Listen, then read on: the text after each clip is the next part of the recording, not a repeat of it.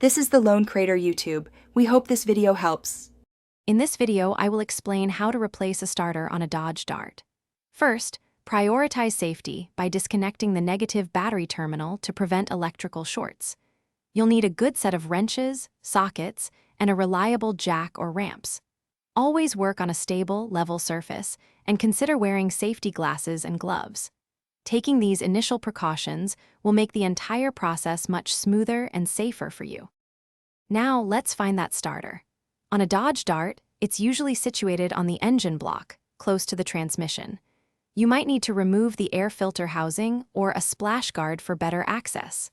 Once visible, carefully disconnect the main power cable, often a 13mm nut, and then the smaller solenoid wire. Be gentle with these connections to avoid damage. With the electrical connections off, it's time to remove the starter's mounting bolts. There are usually two, often a 14mm and a 15mm, which can be a bit tricky to reach. Once those are out, carefully pull the old starter free from its housing. Now, slide your new starter into place, ensuring it aligns correctly, and then reinstall those mounting bolts, tightening them securely.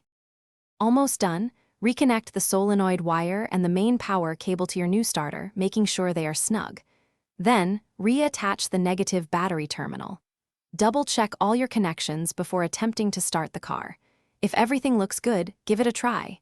And hey, while you're tackling projects, why not make meal prep easier? Check the description for a link to some fantastic leak-proof containers and other great deals. Thanks for watching.